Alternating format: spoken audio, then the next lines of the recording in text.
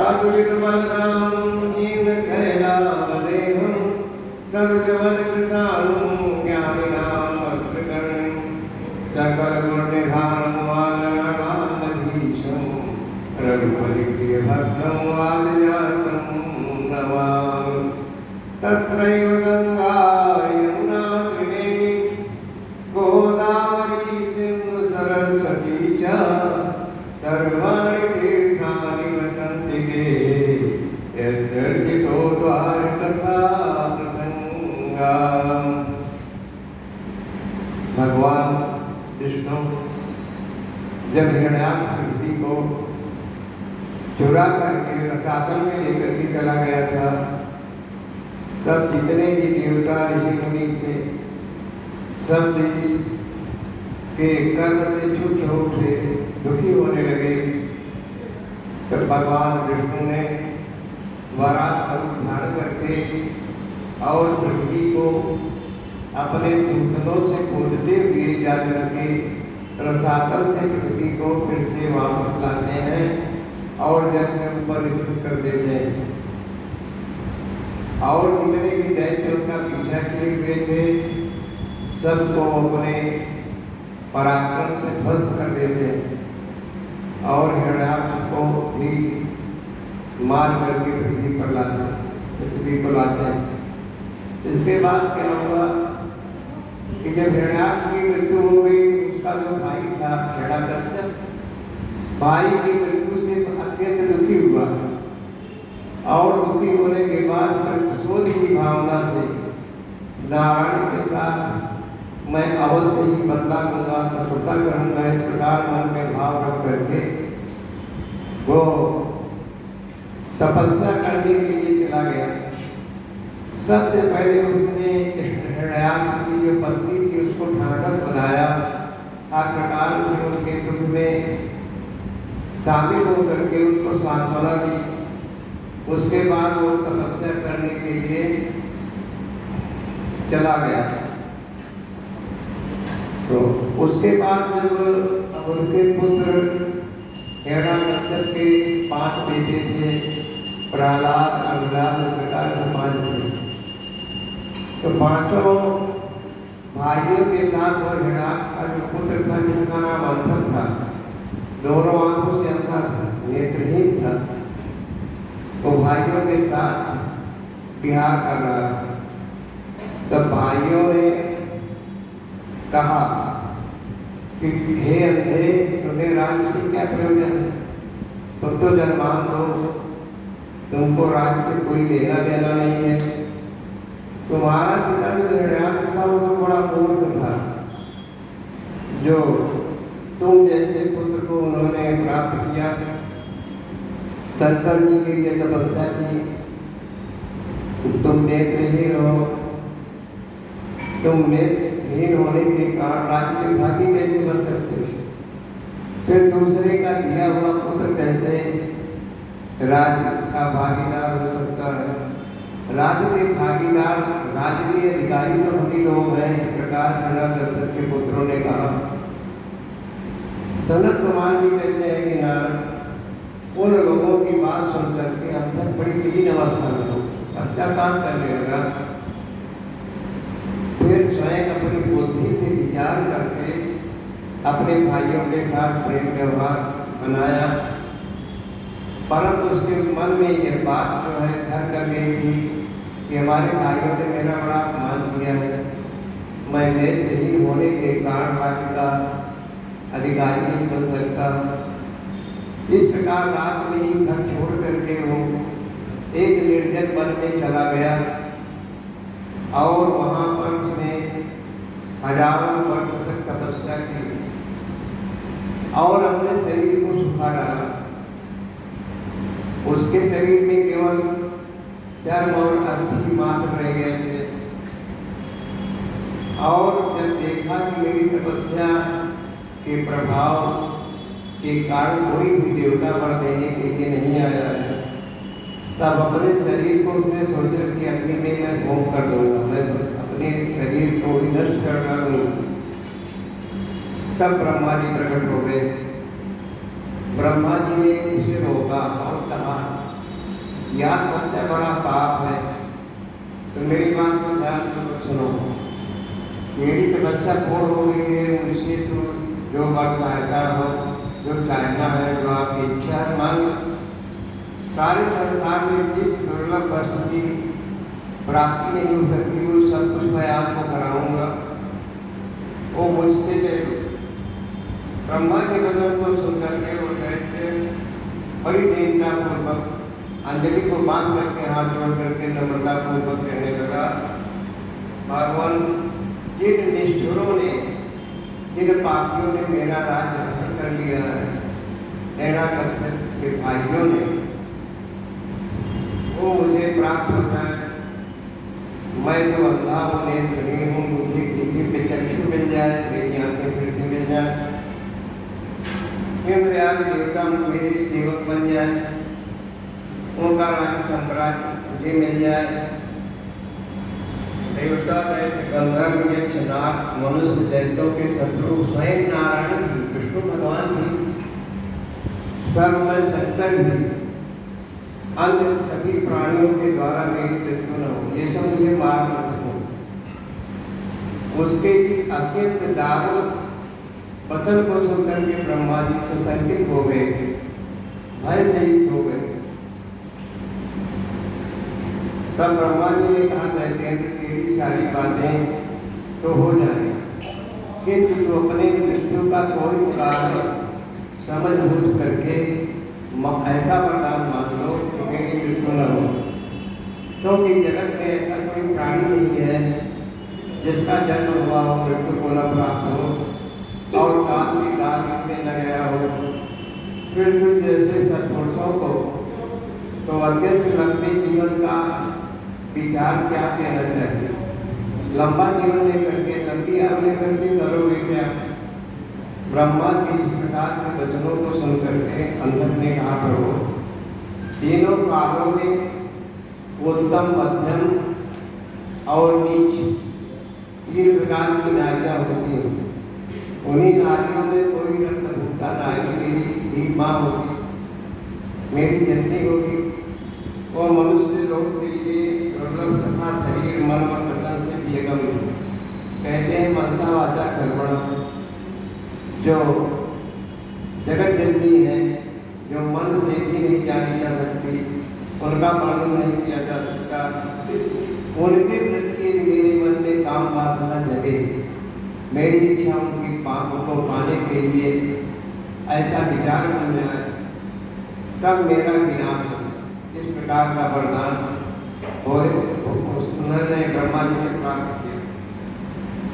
ब्रह्मा जी ने कहा, तू जो कुछ चाहता है वह सभी तेरे वचन पूर्ण होंगे। दैत्येंद्र अब तो तपस्या से उठ जा, अपने अभीष्ट फल को प्राप्त कर और जा करके अपने जो विरोधी हैं उनको वीरों को नष्ट कर दो, युद्ध करो उनके साथ। हिरण्याक्ष के पुत्र अंगद ने कहा, प्रभु मेरे शरीर में केवल नसें और हड्डियां ही बची हैं, मेरा शरीर तो जीर्ण अवस्था में हो गया है। इस प्रकार से ऐसे बलशाली पराक्रमी लोगों से कैसे युद्ध करूँगा? ऐसा कह करके ब्रह्मा जी के चरणों में लोट हो गया। अंधक ने कहा, प्रभु जब मेरे शरीर में नसें और हड्डियां मात्र हैं, शेष रह गई हैं, इस देह से मैं कैसे उसका सामना करूँगा? अब आप मेरे इस शरीर पर अपना हाथ जो है फेर दीजिए और मेरे शरीर को मांसल बना दीजिए, हृष्ट पुष्ट बना दीजिए, मांस से युक्त बना दीजिए। कनक कुमार जी कहते हैं कुमार से, अंधक की प्रार्थना को सुनकर के ब्रह्मा जी ने उसके मस्तक पर, उसके शरीर के अंगों पर हाथ फेरा और फिर वह मुनिगणों तथा समूहों से परिवार पूजित होकर के देवताओं के साथ अपने धाम को चले गए। अब अंधक के शरीर में शक्ति मिल गई, उसका शरीर मांसल हो गया और हृष्ट-पुष्ट हो गया, जिससे उसमें बल का संचार हो गया। नेत्रों के प्राप्त हो जाने से वो प्रसन्नता पूर्वक अपने नगर में गया। उसको वैभवशाली, उसको संपूर्ण शरीर से युक्त देख करके जब देखा ये तो एक से युक्त हो गया है, इसने ब्रह्मा जी से वरदान प्राप्त किया है, तो हिरण्यकश्यप के जितने पुत्र थे सबने तत्पश्चात होकर के उसको उसका राज्य महल वापस कर दिया। अंधक सेना और उससे पराजित करके उसने वज्रधारी इंद्र भगवान को भी अपना सेवक बना लिया, उनके सिंहासन पर उसका आधिपत्य हो गया। यह तक बहुत सी लड़ाइयाँ लड़ करके नागों को, गंधर्वों को, राक्षसों को, यक्षों को, मनुष्यों को सबको उसने पराजित कर दिया। यहाँ तक कि उसने चराचर चीजों के स्वर्ग, पाताल, मृतलोक तीनों में कोई ऐसा नहीं वीर था जिसको उसने पराजित कर दिया। वो रसातल में भूतल पर तथा स्वर्ग में जितनी सुंदर रूप वाली नारियां थी, स्त्रियां थी, उनमें से हजारों को जो अत्यंत दर्शनीय थी, शोभा से युक्त थी, सुंदर थी, अपने मन के अनुकूल थी, साथ मिल करके विभिन्न पर्वतों पर उनके साथ विहार करने लगा। वो मस्त हो गया वरदान के प्रभाव से, नदियों के सुंदर तट पर जाकर के विहार करने लगा। उसकी बुद्धि मन से अंधी हो गई थी, अहंकार उसके शरीर में गर्भ में फैल गया था।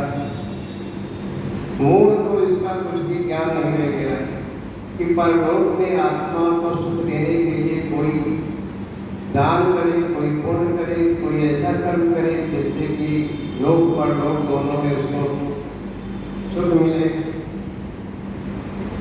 और अपने सारे प्रधान पुत्रों को उत्तरवाद से पराजित करके दैत्यों के से संपूर्ण कर्मों का विनाश करता हुआ घूमने लगा। कहीं भी पृथ्वी पर तीनों लोकों में धर्म एक कृत्य नहीं होते थे, कार्य नहीं होते थे। इस प्रकार धर्मों का विनाश करता हुआ वो तीनों लोगों ने विचरण करने लगा। धन के मत से अभिभूत होकर के वेद, देवता, ब्राह्मण और गुरु किसी को भी नहीं मानता, वो नास्तिक विचारधारा का था। इसी से भ्रष्टाचार होकर के मन में व्यर्थ ही घूमा करता था। उसके 3 मंत्री थे, एक का नाम था दुर्योधन, एक का नाम था वैदस और एक का नाम था हस्ती। ये भी विचरण करते थे। एक स्थान पर इनके मंत्रीगण गए तो वहाँ पर देखा कि एक रूपवती नारी बैठी हुई है। उसे देख करके शीघ्रतापूर्वक उसके मंत्रीगण गए और अंदर से कहते हैं कि प्रभु, मैंने उस पर्वत के बीच में एक गुफा के अंदर एक सुंदर नारी देखा है जो अति सुंदर है। और बड़े प्रेम से उस देखी हुई घटना का वर्णन करने लगे।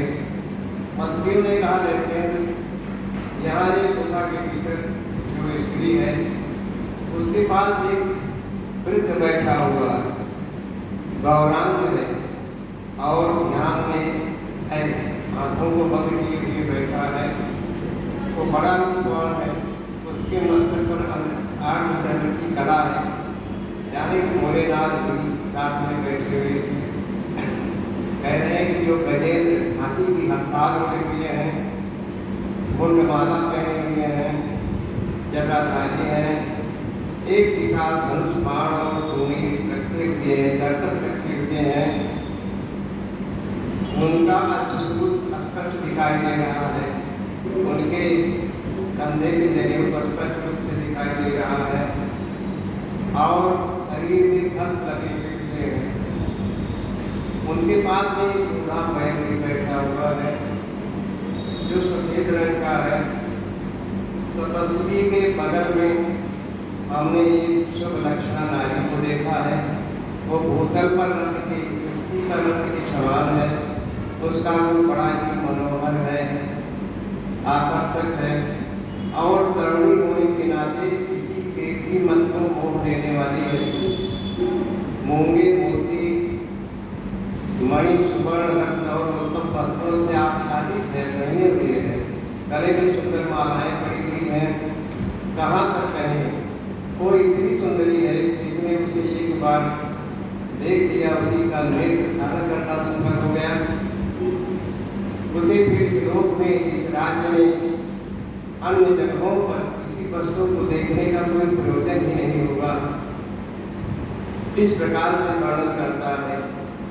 दैत्येंद्र आप तो उत्तम से उत्तम रत्नों का उपभोग करने वाले हैं, आपको अवश्य देखना चाहिए। इस प्रकार उत्साहित करते हैं दैत्येंद्र अंगद। सनत कुमार भी कहते हैं श्रेष्ठ उन मंत्रियों के वचन को सुन करके दैत्यराज अंदर कामातुर हो गया। उसके अंदर विषय वासना लग गई, उसके सारे शरीर में कंपायमान हो गया, मति भ्रमित हो गई। फिर तो उसने तुरंत ही दुर्योधन अपने जो मंत्री थे उनको बुला करके उन्हीं के पास संवाद के लिए भेजा, एक संदेश भेजा। मंत्रियों ने वहां जा करके भगवान भोलेनाथ मुनि के रूप में साधना करके बैठे हुए थे, उनसे कहा प्रणाम करके कि मैं अपने स्वामी अंदर जो दैत्येंद्र हैं उनका संदेश लेकर के आपके पास आया हूँ।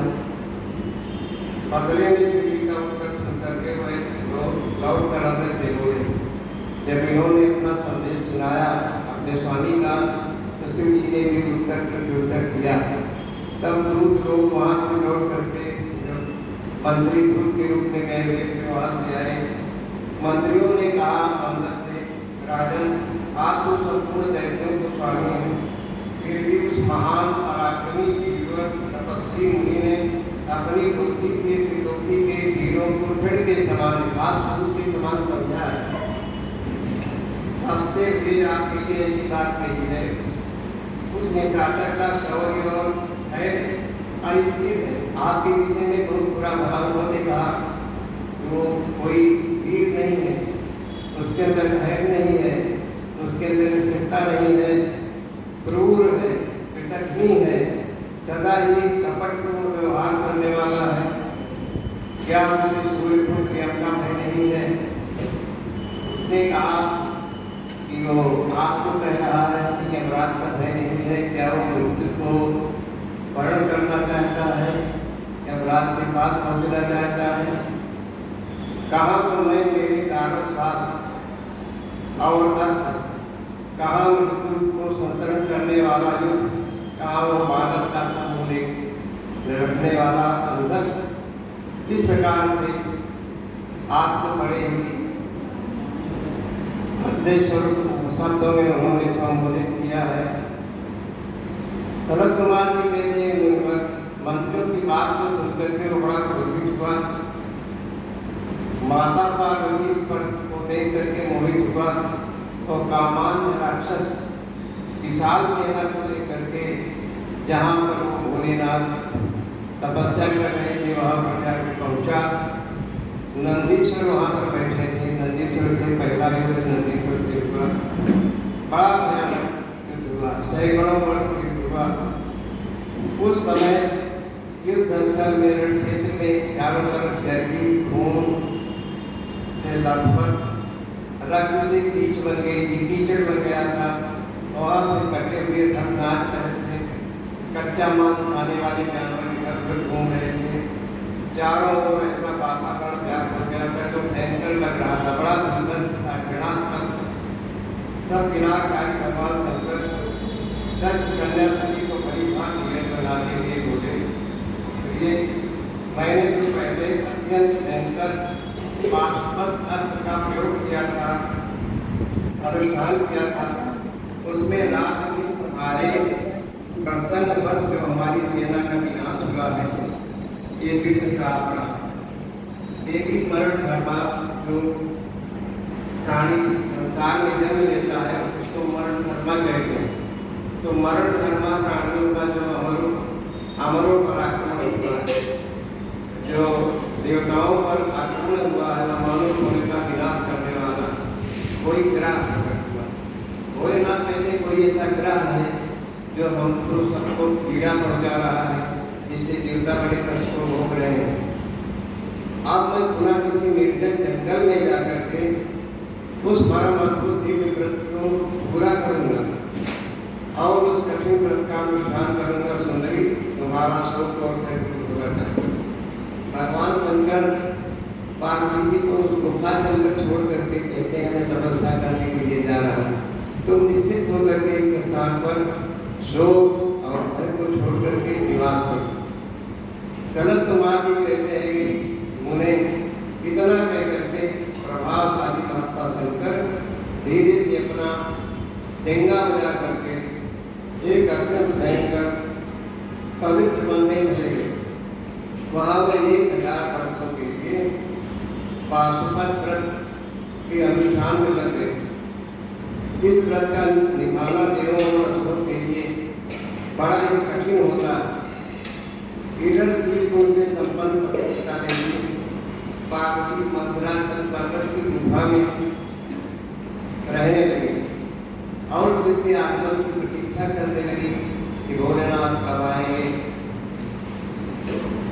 इस यद्यपि पुत्र स्थानीय पीड़ित गण उनकी सुरक्षा में लगे थे, यदि पार्वती के पास आसपास है भगवान भोलेनाथ ने ऐसी व्यवस्था की थी, अपने पार्षदों को अपने वीर गणों को छोड़ रखा था, किसी प्रकार से कोई घटना न घटे, पार्वती की सुरक्षा होती रहे। फिर भी पार्वती के मन में चिंता होती रही, सदा भयभीत रहती। इसी बीच वरदान के प्रभाव से मन्मथवा नाम का उदय था, वहां पर अपनी सेना के साथ आ गया, जिसका धैर्य कामदेव के बाणों से शून्य दिन हो गया था। तो धैर्य उसका धैर्य नष्ट हो गया था, उसकी बुद्धि नष्ट हो गई थी, कामांध हो गया था, कामदेव के बाणों से उसका हृदय घायल हो गया था, उसके अंदर विषय वासना लगी हुई थी। इस प्रकार वह पहुंचा, अपने मुख्य योद्धाओं को साथ लेकर के गुफा के ऊपर चढ़ गया। वहां सैनिकों के सहित शिव के पार्षद के साथ बड़ा भयानक युद्ध हुआ। उस समय सभी वीरों ने अन्न जल और नींद का परित्याग करके रात को दिन जो है उस बंदर के साथ युद्ध करना प्रारंभ कर दिया। 505 दिन तक लगातार रात दिन उससे युद्ध होता रहा, युद्ध चलता रहा। अंत में दैत्यों की भुजाओं से छूटी हुई आयुधों अस्त्र शस्त्रों के प्रहार से नंदीश्वर घायल हो गए। जिससे वो एक गृह द्वार जो गुफा का द्वार था उस पे जा करके गिर गए, अचेत अवस्था में हो गए, मूर्छित हो गए। उनके गिरने से गुफा का दरवाजा आने जाने का रास्ता था बंद हो गया। फिर दैत्यों ने 2 घड़ी में सारे वीर गणों को अपने अस्त्र समूहों से आच्छादित कर दिया। तब पार्वती ने असहाय होकर के विष्णु भगवान का स्मरण किया, याद किया और ब्रह्मा जी का स्मरण किया कि मेरी इस प्रकार से रक्षा हो, मैं आप सबका ध्यान करती हूँ, आप आकर के मेरी रक्षा कीजिए।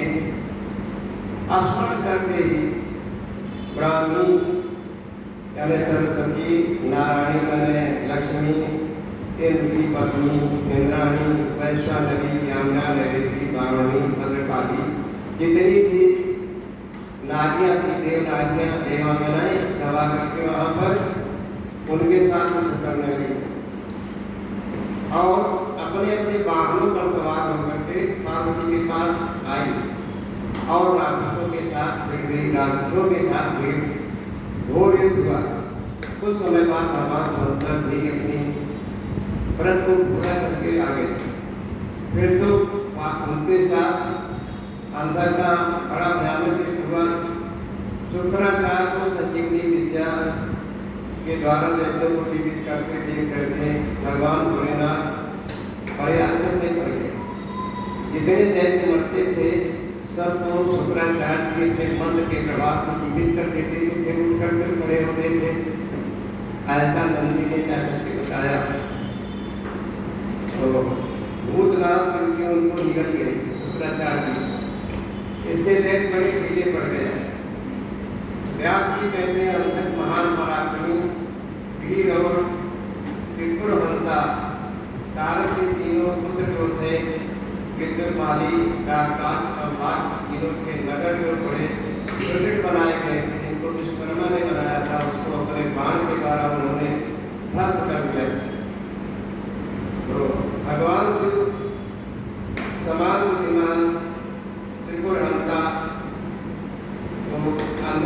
और बुद्धिमान था। सैकड़ों वरदान ब्रह्मा से प्राप्त होने के कारण वो मदान हो गया था। यद्यपि वह संकट शस्त्रों की धूप से उसका शरीर जर्जर हो गया था, फिर भी शिव जी पर ये पाने के लिए उसने दूसरी माया रची। जब प्रलय काली नदी के समान से धारण करने वाले शंकर ने अपने पुस्तूल से उसे पूरी तरीके से छेद डाला, तब पृथ्वी पर गिरे हुए उसके रक्त कणों से तमाम अंधक उत्पन्न होने लगे। उनसे सारी रणभूमि व्याप्त हो गई। एक अंधक को मारे थे, हजारों अंधक उसके खून से फिर से उत्पन्न हो गए। सब दिव्य मुख वाले थे, बेडौल शरीर वाले थे, अंधक के समान ही बलशाली और पराक्रमी थी। इस प्रकार जब पशुपति द्वारा मारे गए सैनिकों के घावों से निकले हुए अत्यंत गरम रक्तबिंदुओं से दूसरे सैनिक उत्पन्न होने लगे, तब बहुत सी भुजारूपी लताओं के द्वारा आक्रांत होने के कारण रोटी छोड़ करके भगवान विष्णु ने ब्रह्मगण को बुला करके और पद से एक ऐसा अजय स्त्री धारण किया। विष्णु भगवान ने एक स्त्री का रूप धारण किया। वो स्त्री कैसे उत्पन्न हुई थी? भगवान शिव के प्राण से पैदा हुई थी, शिव के योग पद से पैदा हुई थी, जिसका मुख विकृत था और बड़ी उग्र थी, विकराल कंकाल मात्र था। वो स्त्री रूप संपूर्ण काल से निकला था। जब वो देवी ने रणभूमि में उपस्थित हो अपने युगल दोनों चरणों को पटक करके पृथ्वी को कंपायमान करना प्रारंभ कर दिया और उसको बड़ी भूख लगी, तो रण के मुहाने पर जितने सैनिक थे सबको अपने शरीर से निकले हुए गरम दूध का पान करने लगा, जिससे राक्षसों का उत्पन्न होना बंद हो गया। जो खून से 12 राक्षस पैदा होते थे उस सब उनका बंद हो गया। यद्यपि उसके शरीर का रक्त सूख गया, फिर भी अपने क्षत्रिय धर्म का ध्यान रखते हुए अंदर युद्ध में डटा रहा। भगवान शंकर के साथ भयंकर थप्पड़ों से, वज्र जैसे नाखूनों से, मुख, भुजा और सिरों से संग्राम करता आखिरी समय तक अंदर कर रहा था। भगवान शिव प्रहार पर प्रहार कर रहा था। तब शिव ने रणभूमि में उसको उसका हृदय विलीन कर दिया और उसे शांत कर दिया। फिर त्रिशूल पर रोक करके उसे स्थानु के समान एक पताका के समान उसको खड़ा कर दिया। उसका जर्जर शरीर नीचे को लटक रहा था। सूर्य की किरणों ने उसे सुखाया और के झोंकों से, बादलों की मूसलाधार बारिश से उसका शरीर गीला हुआ, पर प्राण नहीं निकल रहे। हिमखंड के समान शीतल चंद्रमा की किरणों ने उसे विशीर्ण कर दिया। फिर भी उस दैत्यराज ने अपने प्राणों का परित्याग नहीं किया, अपने प्राण को नहीं छोड़ा। उसने विशेष रूप से शिव जी की स्तुति की। तब करुणा के अगाध सागर भक्तवत्सल भगवान भोलेनाथ प्रसन्न हो गए और प्रेम पूर्वक उस अंधक को गणाध्यक्ष का पद प्रदान किया। इसके बाद युद्ध समाप्त हो जाने पर लोग पागों में नाना प्रकार के स्तोत्रों के द्वारा भगवान भोलेनाथ की अर्चना, वंदना और स्तुति की। प्रसन्न होकर के ब्रह्मा, विष्णु सभी देवता गर्दन झुका करके उत्तम प्रकार से स्तुतियां करते हुए, जय जयकार करते हुए अपने अपने काम को वापस चले गए। व्यास जी ने पूछा भगवान सत्यकुमार जी, जब वो महान भयंकर युद्ध चल रहा था, उस समय त्रिपुरारी शंकर ने दैत्य गुरु विद्वान शुक्राचार्य को निगल लिया था, अपने पेट में रख लिया था। ये घटना मैंने बड़े संक्षेप में सुनी। अब आप इसी विस्तार को बताइए कि किस प्रकार भोलेनाथ ने शुक्राचार्य को अपने पेट में रखा। विनाशकारी शिव के उदर में पेट में जाकर के महायोगी शुक्राचार्य ने क्या किया? शंभू की जठराग्नि में कोई तो नहीं जलाया। कोई भी वस्तु होती है, खाते पीते हैं तो जठराग्नि नाम की जो होती है उसको भस्म कर देती है, गला देती है, जला देती है। पर शुक्राचार्य उसी को से बने गए। बुद्धिमान शुक्र भी तो कालीन अग्नि के समान बड़े तेजस्वी, जब उनके पेट से कैसे बाहर हुए ये सब कथा सुनने की इच्छा। ब्रह्मा जी कहते हैं अमित तेजस्वी व्यास जी के वचनों को सुन करके सनत कुमार जी भगवान भोलेनाथ के चरण कमलों का ध्यान करते हुए कहने लगे। सनत कुमार जी ने कहा, मुनकर, भगवान शंकर के प्रवत गण जब अत्यंत विजय को प्राप्त होने लगे तब अंधक घबरा करके शुक्राचार्य जी की शरण में गया और कहने लगा, प्रभु मेरी पराजय होने वाली है, इसलिए क्योंकि इतने भी राक्षस हैं, सबका भक्षण जो स्थिति प्रकट हुई है भगवान भोलेनाथ के काल से, उनको भक्षण कर रही है। तब शुक्राचार्य जी प्रकट हुए और शुक्राचार्य जी ने मृत संजीवनी विद्या का प्रयोग करके उन मरे हुए असुरों को, राक्षसों को पुनः जीवित करने लगे।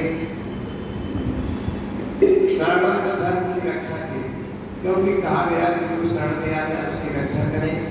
तो शुक्राचार्य जी ने इस भाव से मेरी शरण में ये मेरी रक्षा के लिए आए हैं, तो मेरी रक्षा करिए, तो मुझे करना उचित है। फिर तो ये दस्तक में गए हुए आदर पूर्वक विद्या के स्वामी स्मरण करके एक ही दैत्य पर मृत संजीवनी का प्रयोग करने लगे। उस विद्या का प्रयोग होते ही सभी दैत्य दानव फिर से उठकर खड़े हो गए, जीवित हो गए, मानव भी सो करके उठे, जैसे पूर्णतया अभ्यस्त किया हुआ वेद, समझ भूमि में बादल, श्रद्धा पूर्वक ब्राह्मणों को दिया हुआ दान, आपत्ति के समय तुरंत सहायक करके खड़ा हो जाता है। उसी प्रकार से शुक्राचार्य की संजीवनी विद्या के प्रयोग से सभी दैत्य, सभी राक्षस पुनर्जीवन को प्राप्त हुए। तब नंदी ने जाकर के भगवान भोले से बताया, भगवान कि जितने भी राक्षस गण मृत्यु को प्राप्त होते हैं, शुक्राचार्य उनको जीवित कर देते हैं, अब क्या किया जाए। भगवान भोलेनाथ ने कहा, नंदी तुम जाकर के शुक्राचार्य को पकड़ करके ले आओ। तब उस भीड़ में जाकर के दैत्यों के बीच में नंदी पहुंचते हैं और शुक्राचार्य जी को घसीटते हुए पकड़ करके लाते हैं भोलेनाथ के पास। तब भोलेनाथ तुरंत उनको अपने मुंह में रख करके निकल जाते हैं। तो इस प्रकार भगवान ने शुक्राचार्य उपस्थित है, तो भूतनाथ देवादिदेव शंकर ने पवित्र पुरुष द्वारा प्रदान किए हुए उपहार के बाद शुक्राचार्य को पकड़ लिया और अपने मुख में रख लिया। तब जब शुक्राचार्य जी भोलेनाथ के उदर में, पेट में गए तो वहाँ पर मंथन करने लगे और भोलेनाथ से प्रार्थना करने लगे, भगवान मुझे इसमें से बाहर निकालिए, मैं आप संजीवनी विद्या का प्रयोग आपके विरुद्ध नहीं करूँगा। तो भगवान शंकर ने मूत्र मार्ग के द्वारा उनको शुक्राचार्य जी को निकाला और कहा कि यहाँ से मेरे पुत्र के समान हो और शुक्र के रूप में तुम बाहर आए हो, इसलिए तुम्हारा नाम शुक्राचार्य होगा, मेरे पुत्र हो गए। सनत कुमार जी कहते हैं, मुनिवर देवेश्वर शंकर के इस प्रकार कहने पर सूर्य के समान कांतिमान शुक्र ने पुनः शिव जी को प्रणाम किया और जीवन दान पाने पर भगवान भोलेनाथ की हर प्रकार से स्तुति की। सनत कुमार जी कहते हैं कि मुनि इस प्रकार शुक्र ने शिव जी की स्तुति करके उन्हें नमस्कार किया और उनकी आज्ञा पा करके दानवों की श्रेणी में प्रवेश हुए। ठीक उसी समय जैसे चंद्रमा मेघों की घटा में प्रवेश करता है, दिखाई नहीं पड़ता। व्यास जी इस प्रकार रणभूमि में शंकर ने जिस तरह शुक्राचार्य जी को निकल लिया, वो वृत्तांत मैंने सुना दिया। अब शंभु के उदर में शुक्र ने जिस मंत्र का जप किया था उसका वर्णन सुनो। ओम नमस्ते देव श्रेयाय सुरासुर नमस्कृताय भूत भक्त महादेव हट पिंगल लोचनाय। इस प्रकार से इस मंत्र का उन्होंने जप किया। पेट के अंदर भगवान भोलेनाथ प्रसन्न हो गए और तुरंत उनको अपने जठर पंजन से जिनके रास्ते से वीर की तरह निकाले थे, उस समय गौरी ने उन्हें पुत्र रूप में अपनाया। पुत्र है जब ईश्वर ने अजर अमर बना दिया, तब वे दूसरे शंकर की सदस्य शोभा को प्राप्त होने लगे। 3000 वर्ष बीतने के बाद वही निधि मुनिवर शुक्र पुनः इस भूतल पर महेश्वर के रूप में प्रकट हुए। उस समय उन्होंने धैर्यशाली तपस्वी दैवराज दानवराज नंद को देखा। उसका शरीर सूख गया। 3000 तक वो त्रिशूल पर डला रहा, प्राण नहीं निकल रहे। तब जब शुक्राचार्य जी बाहर आए, उस समय उनका अवतार हुआ महेश्वर के रूप में भगवान शंकर के। सब लोगों ने देखा कि अभी ये त्रिशूल पर डला हुआ है, इसका शरीर सूख तो गया पर त्रिशूल पर लटका हुआ है। शिव जी का भी ध्यान कर रहा है। ऐसी अवस्था में विकट परिस्थिति में भी अपने शांत तक भगवान भोलेनाथ का ध्यान कर रहा है। शिव जी के जो 108 नाम है जो बड़े ही प्रभावशाली, उनका नाम लेकर के जप कर रहा है। भगवान शिव का जो 108 नाम है बड़ा ही प्रभावशाली, इसके प्रभाव से मन को शांति मिलती है। किसी प्रकार से दुखी है व्यक्ति तो दुख से छुटकारा मिल जाता है। क्योंकि जब नारद भगवान ने श्राप दे दिया था विश्ववृद्धि के स्वयंवर में, उनके अंदर काम वासना जागी थी और विवाह करने की इच्छा हुई थी। के स्वयंवर में गए थे कन्या के, उनको प्राप्त करने के लिए कृष्ण भगवान से सुंदरता मांगी। कृष्ण भगवान ने सुंदरता नहीं दिया, क्योंकि ये परम भक्त भगवान भक्त को बचाते हैं, आपके पास जाने से रोकते हैं। इसी प्रकार भगवान शंकर ने तब इनको बचाया। विष्णु भगवान ने कहा कि तुम मेरे अनन्य भक्त थे, ये मैंने तुमको काम वासना से बचाया, विवाह करके पर में चले जाते। तो रात ने कहा मैंने जो आपको श्राप दे दिया है वो सब मिथ्या हो गया। भगवान ने कहा कि हर इच्छा को नहीं मेरा मेरी इच्छा, कहा मेरा हृदय जल रहा। मैंने आपको बड़े शब्द कहे, आपको श्राप दिया, बंदर आपकी सहायता करेंगे, नारी की पीड़ा में दुखी होकर के घूमोगे। तब उन्होंने कहा तुम्हारे मन में अगर शांति नहीं है तो जब हो जाए शंकर सतनामा पावन निर्वाच विश्रामा, अस्थायी शांति प्राप्त होगी। जब भगवान के भोलेनाथ के 100 नामों का आप जप करोगे तो मन में आपकी स्थिरता आएगी। कई प्रकार ईश्वर ने कहा कि तेरे इनके निग्रह नियम शौर्य बल और धैर्य की परीक्षा करता मैंने परीक्षा ले लिया। दैत्यों के राजा विराट उन्हें निरंतर मेरी आराधना की है, इसे तेरा सारा कर्मस, तेरा जो पाप तुमने किया, मेरे साथ युद्ध किया, वो सब छूट गया और अब तुम वर पाने की योग है। इसीलिए मैं तुझे वर देने के लिए आया हूँ, क्योंकि 3000 वर्ष तक मेरे सूर पर बिना खाए पिए तो प्राण धारण किए हुए बड़ा पुण्य कमा लिया। उसके फलस्वरूप तुझे सुख की प्राप्ति होनी चाहिए। सनत कुमार जी कहते हैं व्यास जी सुनकर के अंदर से घूम कर अपने घुटने देख दिए और फिर हाथ जोड़ करके कांपता हुआ भगवान उमापति से बोला। अंदर ने कहा भगवान आपकी महिमा जाने गया, मैंने पहले आपसे संग्राम किया, युद्ध किया, हर सकर्कट वाणी से आपको जो दीन हीन तथा नीच से नीच मैंने संबोधित किया, आपको मैंने बुरा भला कहा और उचित शब्दों का प्रयोग किया। ये मेरी मूर्खता थी, मैंने बड़ा दंडित कर दिया, मैंने बड़ा अपराध किया। उस शब्द को आप अपने मन में स्थान दें, उसको भूल जाइए। महादेव मैं अत्यंत ओछा और दुखी हूँ, मैं अपने शब्दों को वापस लेता हूँ, मैं पश्चाताप कर रहा हूँ अपने किए हुए कर्मों पर।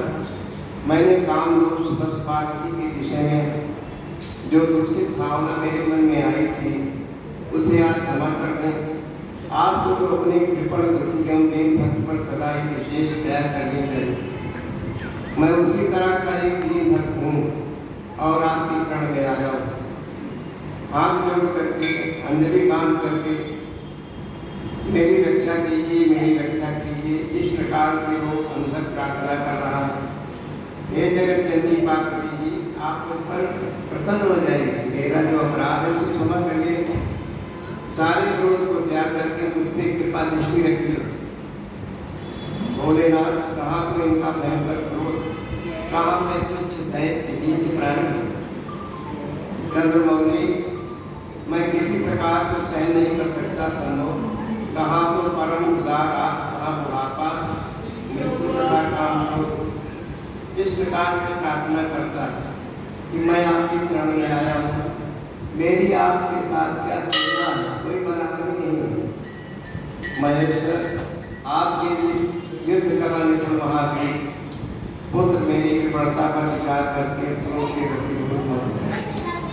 शरद कुमार जी कहते हैं कि इतनी बात कह करके दैत्यराज माता पार्वती जी की ओर विनम्र भावना से देखते हुए शंकर का ध्यान करता हुआ मौन हो गया, चुपचाप खड़ा रहा। उसकी कृपा दृष्टि से पार्वती जी ने जब उसकी ओर देखा तो उनकी दृष्टि पड़ते ही उसे अपने पूर्व वृत्तांत का स्मरण हो गया। उस घटना का स्मरण होते ही उसका मनोरथ पूर्ण हो गया। फिर तो माता पिता उमा महेश्वर को प्रणाम करके धन्य हो गए। उस समय पार्वती तथा बुद्धिमान शंकर ने उसका मस्तक सूंघ करके हर प्रकार से पुत्रवत व्यवहार किया। वात्सल्य प्रेम के प्रति उसका मस्तक सूंघ करके प्यार किया। इस प्रकार अंदर में प्रसन्न होकर के भोलेनाथ से वरदान मांगा और वरदान के प्रभाव से गलाध्यक्ष पद पर वो नियुक्त हुआ। सारा का सारा पुरातन वृत्तांत भी वर्णन कर दिया। शुक्राचार्य इसके बाद चले गए घोर तपस्या करने और शिव जी का चिंतन करने चले गए और अष्टमूर्तिक स्तोत्र द्वारा उनकी स्तुति करते हैं। भगवान भोलेनाथ का एक अष्टमूर्तिक स्तोत्र है, उसके द्वारा शुक्राचार्य जी उनका ध्यान कर रहे हैं, उनकी स्तुति कर रहे हैं। प्रसन्न होकर के महेश्वर ने कहा, देवनंदन शुक्राचार्य जी, तुम तो तपस्या के लिए हो, तपस्या के खजाना हो। महामुनि में तुम्हारे अधिक्षण लक्ष्य से विशेष प्रसन्न, तुम अपना सारा मनोवांछित वर मांग लो, मैं प्रेम पूर्वक तुम्हारा सारा कार्य पूरा करूँगा, तुम्हारे तुमको सभी वरदान प्राप्त कराऊंगा। अब मेरे पास तुम्हारे लिए कोई वस्तु बची नहीं है जो मैं नहीं दे सकता। शरद कुमार जी कहते मिलने जा रहे हैं। शंभु के इस प्रकार सुखदायक प्रेम पूर्वक वचन को सुन करके शुक्राचार्य जी प्रसन्न होकर के जैसे आनंद के समुद्र में गोते लगाने लगे। उन कमल नयन जीवन शुक्र का शरीर परमानंद जनित रोमांच के कारण पुलकमान हो गया, आर्थिक हो गए। अर्थपूर्वक उनके चरणों में प्रणाम किया, फिर मस्तक पर अंजलि रखकर जय जयकार करते हुए अर्थमूर्तिधारी फलदायक संकीर्ति करने लगे। भार्गव ने कहा, आप सूर्य स्वरूप हैं, भगवान आपके बुद्धि का हित करने के लिए आकाश में प्रकाशित होते हैं। अपनी कर्णों से समस्त अंधकार को अनुभूत करने के लिए रात में विचरण करते हैं। आप सभी के असुरों के मनोरथ को, उनकी इच्छाओं को नष्ट कर देते हैं। देवताओं के विदेशी देवताओं का हर प्रकार से भला करते हैं। घोर अंधकार के लिए चंद्रमा के स्वरूप है, जैसे अंधकार को दूर करने के लिए चंद्रमा अपनी शीतल किरणों से संसार के अंधकार को दूर करता है, उसी प्रकार से आप जगदीश्वर को नमस्कार। घोर अंधकार के लिए चंद्र स्वरूप शंकर अमृत के प्रभाव से परिपूर्ण इस प्रकार से स्तुति करते हैं। तो सनत कुमार जी कहते हैं कि व्यास जी रघुनंदन शुक्र ने इस प्रकार भगवान भोलेनाथ की स्तुति के द्वारा शिव जी की को प्रसन्न किया और भूमि पर मस्तक रख करके दंडवत करके भगवान भोलेनाथ को अपलक देखते हुए तब शिव जी ने चरणों में पड़े हुए उन दुर्जर को शुक्राचार्य को अपनी दोनों भुजाओं में लेकर के आलिंगनबद्ध किया और परम प्रेम पूर्वक मेघ जैसी गर्जना करने लगे और मधुर वाणी में उन्होंने कहा। उस समय शंकर जी के दांतों की चमक से सारी दिशाएं प्रकाशित हो गई। महादेव जी बोले कि प्रवर शुक्राचार्य तुम मेरे पावन पवित्र अर्थ हो, तुम्हारे तब से तुम्हारे आचरण और व्यवहार से तुम्हारे लिंग स्थापन जन्म पूर्ण से लिंग की आराधना करने से शिवलिंग की पूजा करने से चित्त का उपहार देने से महाक्षेत्र काशी में पावन आचरण करने से मैं तुम्हें पुत्र रूप से देखता हूँ। अतः तुम्हारे लिए मुझे सुप्रिय देने है तो पुणे इसी शरीर से मेरी उधर तरी में प्रवेश करोगे, मेरे उधर में प्रवेश करोगे और मेरे श्रेष्ठ इंद्रिय मार्ग से निकलकर पुत्र रूप में जन्म ग्रहण करोगे। इस प्रकार से भगवान भोलेनाथ शुक्राचार्य जी को हर प्रकार से संतुष्ट करते हैं। शुक्राचार्य जी प्रसन्न होकर के भगवान भोलेनाथ के चरणों में प्रणाम करते हैं और फिर से जो है तपस्या के लिए शुक्राचार्य जी चले जाते हैं। और शंकर भगवान की जय। ओम नमः शिवाय, ओम नमः शिवाय, हर हर भोले नमः शिवाय, ओम नमः शिवाय, ओम नमः शिवाय, हर हर भोले नमः शिवाय। जटाधराय शिव जटाधराय, हर हर भोले नमः शिवाय। जटाधराय शिव जटाधराय, हर हर भोले नमः शिवाय।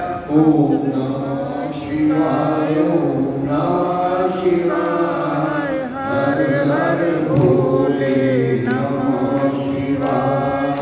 नंदीश्वराय शिव नंदीश्वराय, हर हर भोले नमः शिवाय। नंदीश्वराय शिव नंदीश्वराय, हर हर भोले नमः शिवाय। ओम नमः शिवाय, ओम नमः शिवाय, हर हर भोले नमः शिवाय। गंगाधराय शिव गंगाधराय, हर हर भोले नमः शिवाय। गंगाधराय शिव गंगाधराय, हर हर भोले नमः शिवाय। ओम नमः शिवाय, ओम नमः शिवाय, हर हर भोले नमः शिवाय। रामेश्वराय शिव रामेश्वराय, हर हर भोले नमः शिवाय। रामेश्वराय शिव रामेश्वराय, हर हर भोले नमः शिवाय। ओम नमः शिवाय।